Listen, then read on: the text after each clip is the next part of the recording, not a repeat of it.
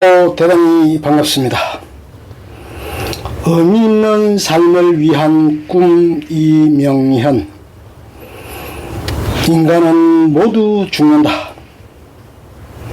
무엇을 좀 알 것 같다가도 다시 혼돈에 빠지고 마는 게 우리가 흔히 겪는 일상적 의식의 경험입니다. 도대체 나를 둘러싸고 있는 삼라만상을 움직이는 근본 법칙은 무엇이며, 그것은 어떻게 생겨났으며 또 왜 그렇게 움직이고 있는지, 그리고 내가 살고 있는 사회는 왜 이 모양으로 굴러가고 있으며, 이 사회는 5천여 년의 역사가 흘러나와 형성되었다고 하는데, 그 역사는 어찌하여 이런 사회의 모습으로 나타나는지, 그리고 앞으로 우리 사회는 어떤 모양으로 움직여가서 어떤 모양을 갖추는 것이 될는지, 이 모두가 궁금하기 짝이 없는 일이 아닐 수 없습니다. 그리고 오늘의 세계는 개인도 그렇고 나라도 그렇고 혼자 고립되어 문 닫아놓고 살 수 없는 형편인데, 그런 나와 나의 나라가 얽혀있는 큰 덩어리인 지구촌은 어떤 모양으로 되어갈 것인지, 인류가 과연 하나의 공동체를 이루고 모든 장벽을 치워버리고 형제자매로서 오손노손 살 수 있는 인간적인 삶의 공간을 과연 형성할 것인지, 아니면 서로 장벽을 더 굳건히 딱딱하게 쌓아놓고 반목과 질투의 투쟁으로 일관하다가 끝에 가서는 모두의 파멸을 가져오고 말 것인지, 정말 알 수 없는 물음들입니다. 그러나 그 대답을 그냥 모르는 것으로만 치부해버리고 느긋하게 단잠만을 잘 수 없는 어려운 문제들이 우리의 머릿속에 밀려옵니다. 이런 끊임없는 물음의 소용돌이 속에서도 그러나 한 가지 분명한 것이 있습니다. 내가 이 모양으로 이렇게 여러가지 어려운 물음들을 던지며 번민하다가도 언젠가는 나도 다른 모든 이 세상에 이미 살다 간 선배들처럼 기어이 이 세상을 떠나고 말게 되리라는 것이 바로 그것입니다. 그 모든 불확실성에 가득 찬 것들 가운데서 가장 확실한 것은 나도 모든 사람들과 함께 기어이 죽고 만다는 것입니다. 그런데 이상한 것은, 이렇게도 확실한 것을 그렇게 애매하게 얼머부려 놓은 채 불확실한 것들을 마치 확실한 것처럼 영원한 것처럼 붙들고 늘어지려 한다는 사실입니다. 우리의 어리석음 때문인 것 같습니다. 사람의 어리석음은 사물의 이치를 뒤집어 생각하는 데 있습니다. 사물을 뒤집어 놓고 보면서 오히려 스스로 기뻐 어쩔 줄 모르는 것이 우리의 어리석음입니다. 우리는 영원한 존재가 아닙니다.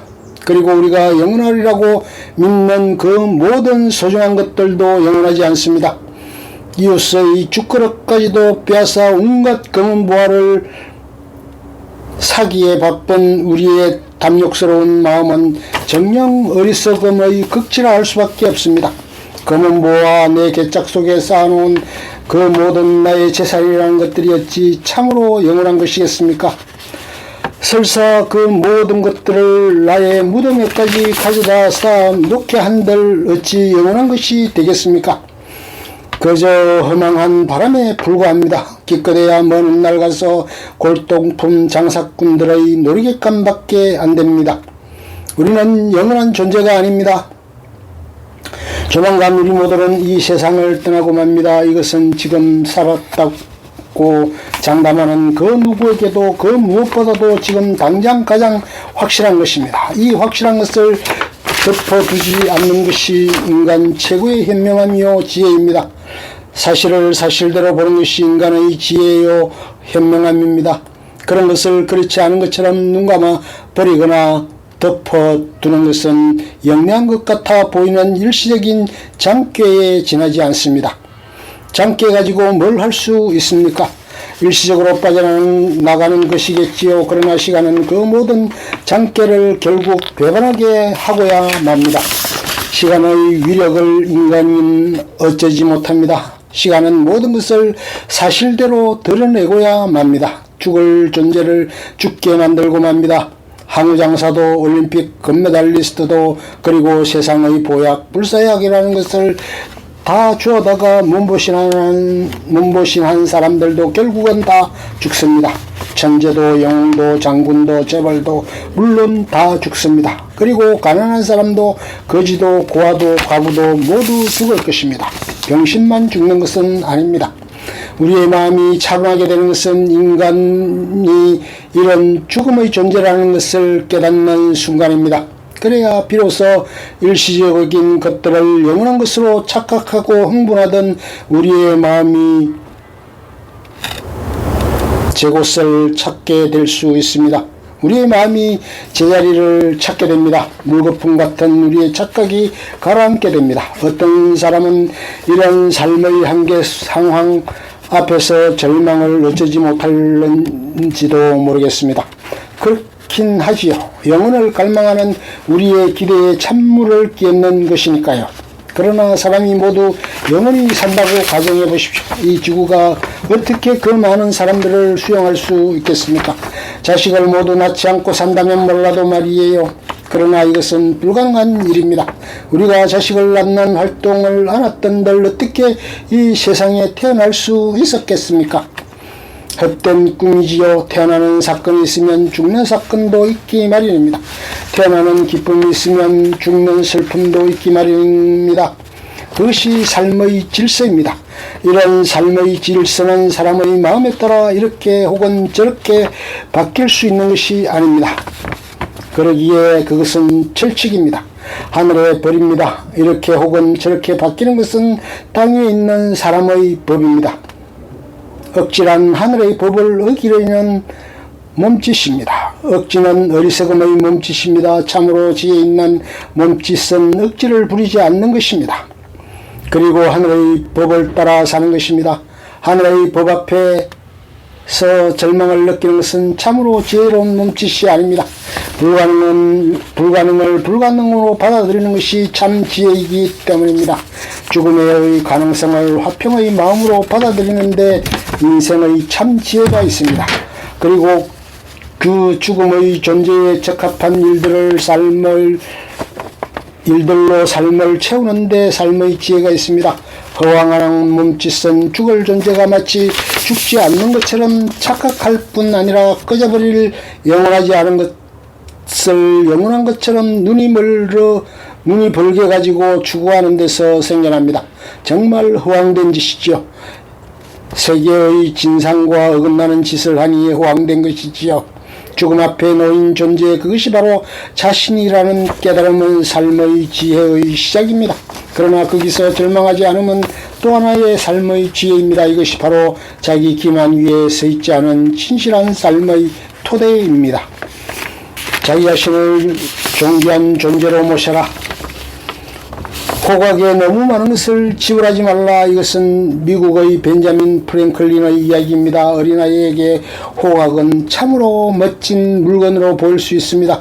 그래서 자기가 가진 모든 것을 주고서라도 그것을 얻으려 할 수도 있습니다. 그러나 그 호각의 존재 가치를 아는 어른에게는 그런 어린아이의 생각은 어리석음의 표현으로 인식됩니다. 의미 있는 삶은 호각에 너무 많은 것을 지불하지 않는 삶입니다. 모든 사물은 다 제 값을 지니고 있습니다. 사물에 그것이 지닌 제값 이상을 지불하지 않는 현명함, 그것이 바로 의미 있는 삶을 살 수 있게 합니다. 의미 있는 삶은 돈을 많이 가진 사람, 높은 자리에 오른 사람, 지식이 많은 사람에게만 가능한 삶의 형태라고 생각하는 것은 큰 잘못입니다. 오히려 그 사람들은 의미 있는 삶을 살 가능성이 적은 것이 사실입니다. 돈, 자리, 지식이 지니고 있는 제값이 있는데 그것은 그 가치를 제값 이상으로 매겨놓고 높은 값을 지불하고 있을 가능성이 많기 때문입니다. 자기 자신을 존귀한 존재로 모시고 그에 알맞는 생각과 몸짓을 하는 것은 의미 있는 삶의 알맹이의 하나입니다. 자기 자신을 존귀한 존재로 모신다는 것은 무엇을 말합니까?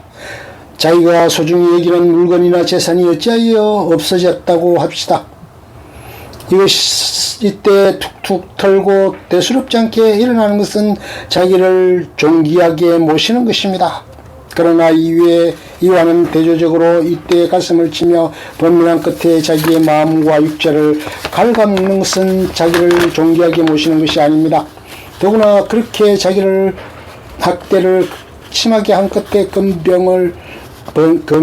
병이나 앓던가 그 병으로 인해 죽음을 재촉하는 것은 더욱 자기를 존귀하게 모시는 행위가 아닙니다. 귀한 것은 소중히 다루어야 합니다. 돈이나 물건은 자기의 활동에 의해 획득된 사물입니다. 돈이나 물건보다 귀한 것은 자기 자신입니다. 그리고 자기의 삶입니다.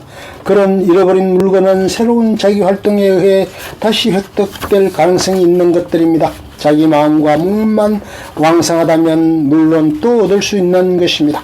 그리고 그것은 근본적으로 그렇게 소중한 것도 아닙니다. 그리고 그것이 나에게 획득되는 것이 우연적이었던 것과 마찬가지로 우연적으로 나에게서 떠나는 것도 세상의 순리에 속합니다.